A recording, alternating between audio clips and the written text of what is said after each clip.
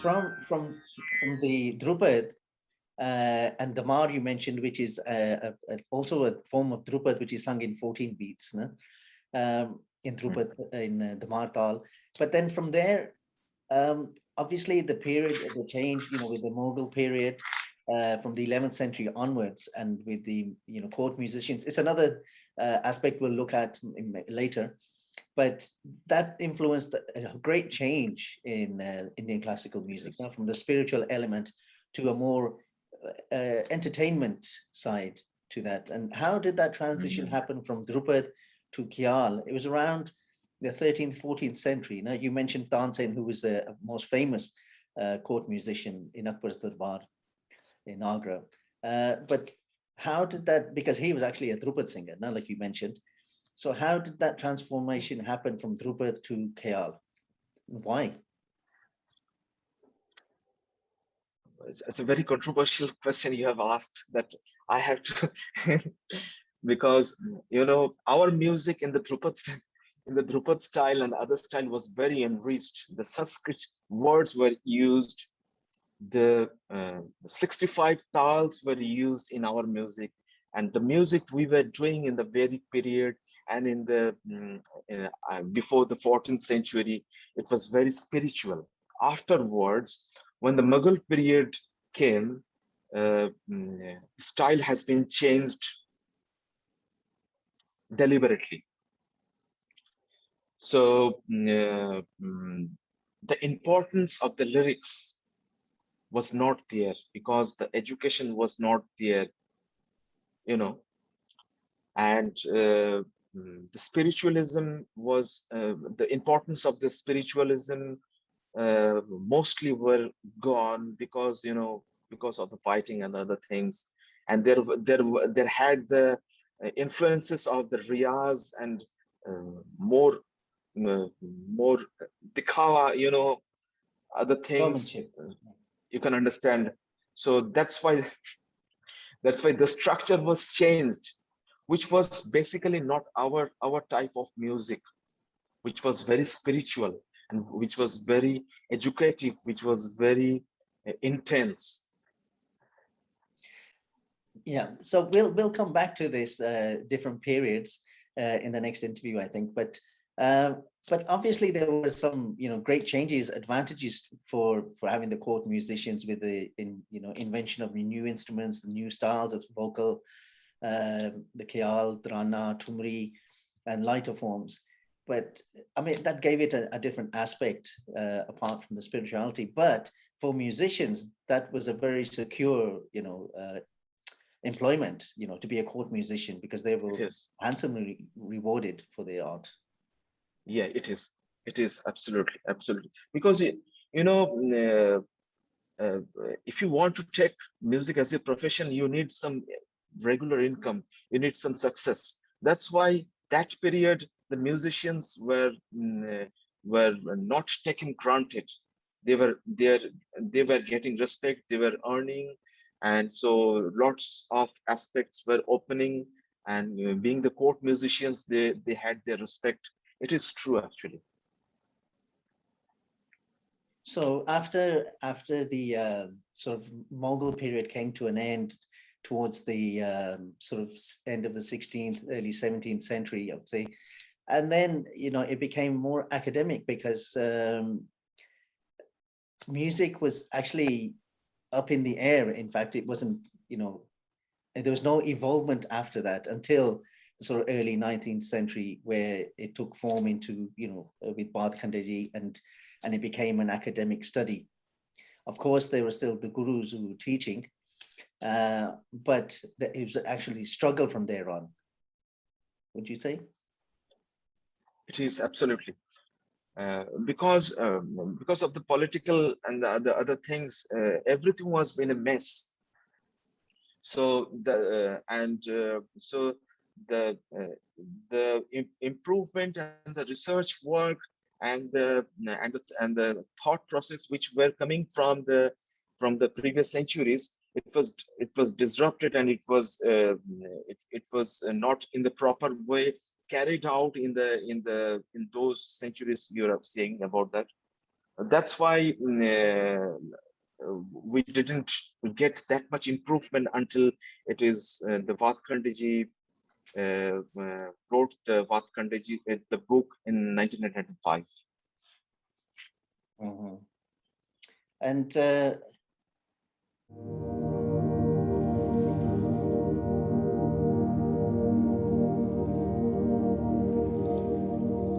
obviously, I mean, if we go back, then so we've come to the contemporary style of Khayal, because actually Bhatkhandaji actually researched and gathered mainly Khayal gaiki, not Khayal compositions, and not so much of the Dhrupad. So already that has, you know, that's what's been taught is predominantly Khayal style. And so it became less and less Dhrupad. I mean, there are some exponents, of course, but it's become less and less. And Khayal form of style of singing has taken precedence. But if we go back then to that period from the 5th century of that bridge between the rag being first formed, the 12 notes, and then that period before Dhrupad, where Prabandh was in vogue. And if you could talk, give us an overview of the elements of Prabandh which differentiated from Dhrupad. Yeah, Prabandh singing the compositions which consists with sthai, antara, sanchari, and abhog. Mostly in our music we have the sthai and antara. We don't have the sanchari and abhog, which are generally used in the Dhrupad music.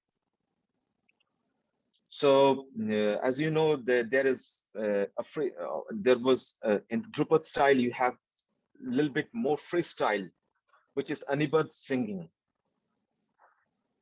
Can you just explain? I mean, sorry, just for those listeners and followers, Anibad, it is no structure; it's freestyle singing with no measurement.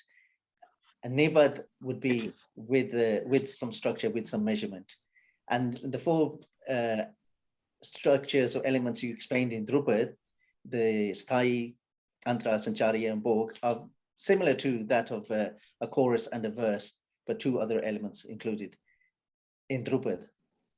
But then it's reduced to sthai and antara mainly in Khayal, with a more contemporary style. With Prabandh, can you explain what the elements are with Prabandh? Prabandh means the whole structure, like in the Khayal style. We have the structural singing with sur, tal, and lay, along with a bada khayal and a chota khayal.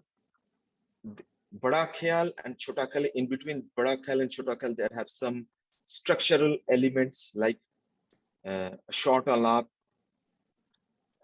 In that structure, the composition of the bada khayal, which comes from the kirana gharana, then the sargam tans of the bada khayal, then the Prabandh, and then the chota khayal, and then the drut khayal. Then before that, it's the madhlay khayal, then the drut khayal, along with the sargams on that particular rag, and the tans. And afterwards, if someone wants to sing the tarana, so Prabandh is that it's a whole structure. It includes, I mean, you're talking about the Khayal there with the Vilampit, the slow tempos of the compositions. Now, so Bada Khayal would generally be sung in slow speed, and then a medium speed, and then a fast speed, and then different composition in Trana, where the syllables are sung. But so all these elements actually come from Prabandh, because they are all included in that form of singing. It is. But I mean, you explained the structure of the development of singing Khayal, and how is it used in Prabandh then? How are those elements used in Prabandh? Just an overview of you know, the different elements and how they play their role in the composition.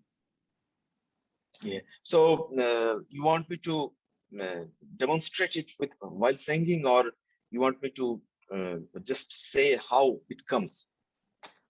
Well, we'd like both actually. That'd be great. But if you can just explain, I mean, obviously there was Prabandh, you mentioned Anibad and Nibad, and Prabandh is basically a structured, measured composition. That Prabandh means Yeah, it is. it's measured, it's enclosed into a structure. So, I mean, the It six is. elements of Prabandh, huh? It is. Yeah.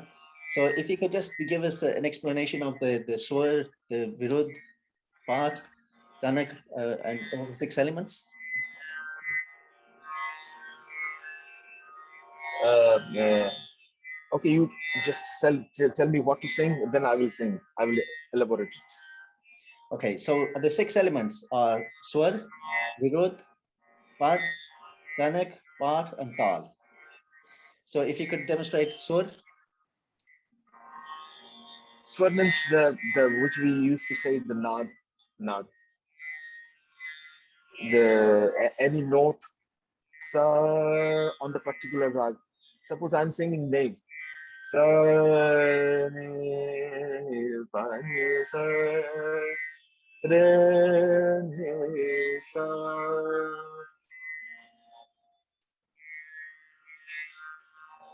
And Virud, which is the sort of praising, the words used in the composition.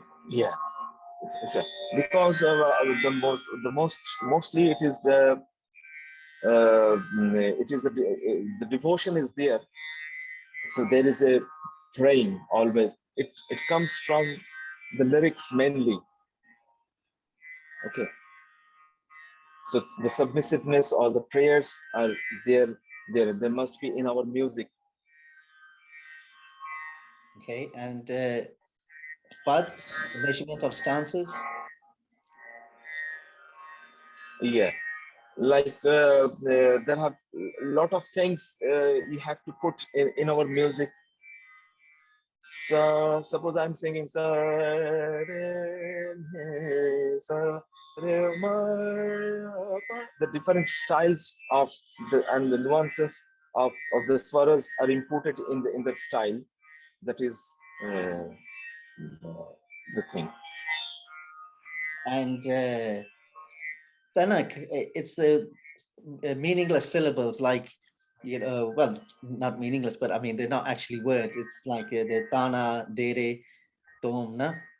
Like you explained the Nom, Tom, Alap in Drupad. Yeah, yeah. It's in the group. Actually, it has the meaning. uh, both we used to think that there is no these words are coming from the Persian and the Arabic music. Like dim tana ta da re dim tana means your dim. It all these have the meaning. Also, I have already said in the Drupad music, uh, Om Vartanam Om Nara. All those words are coming from that phrase Om Anantatam Tarantaranitvam Hari Om Narayan. So we think generally we think that they have no meaning, but they have the meaning. Mhm. And part, the singing of Bakhavit syllables generally. Yeah, yeah. It's generally used in the Tribat, Tarana, or like in the other bowls like uh, suppose I'm singing a composition.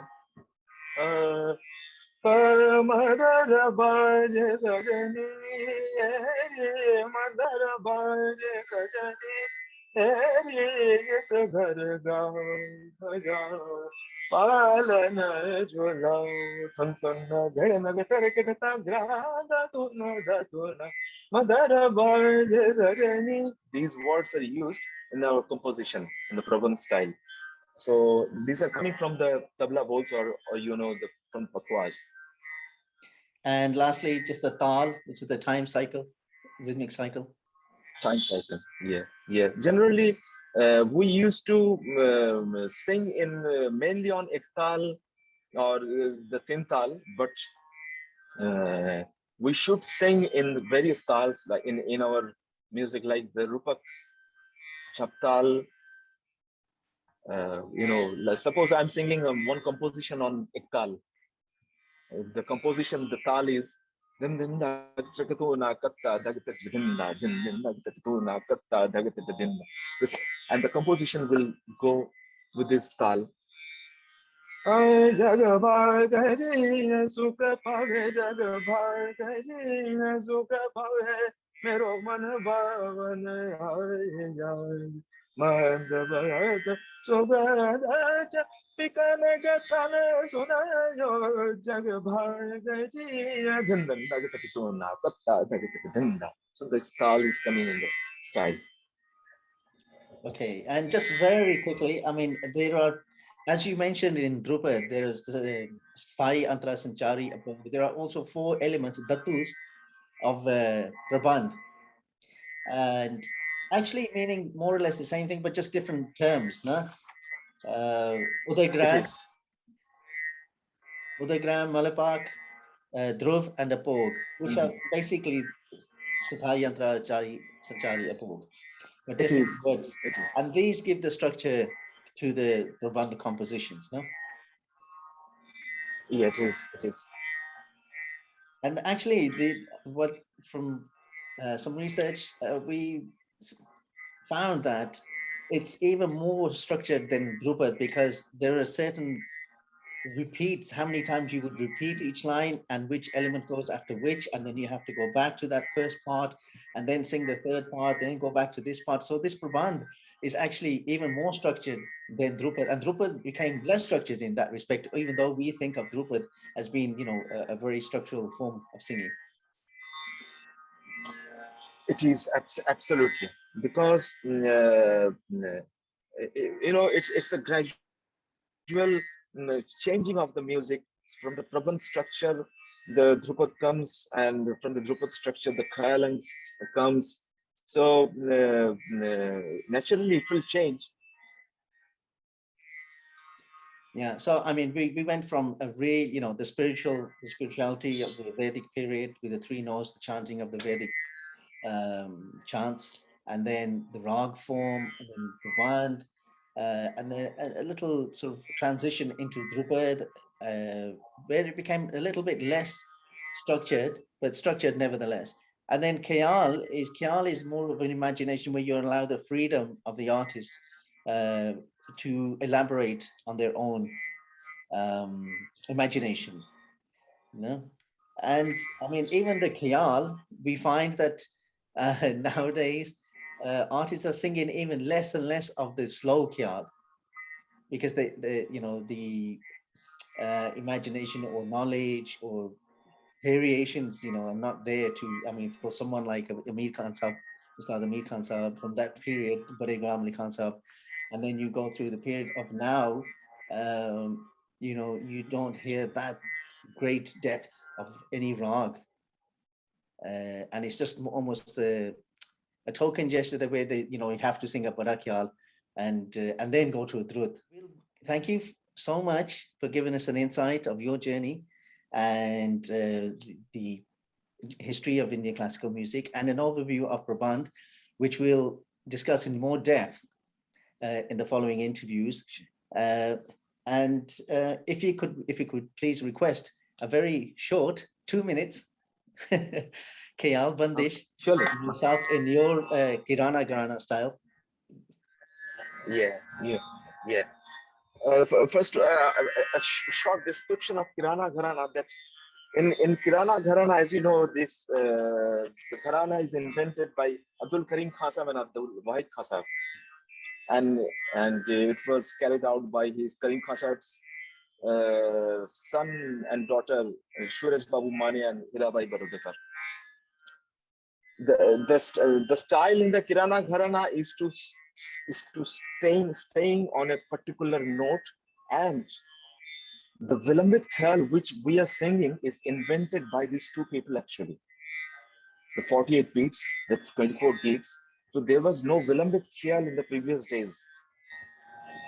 From the Kirana Gharana, the elaboration of the notes with the structured tal,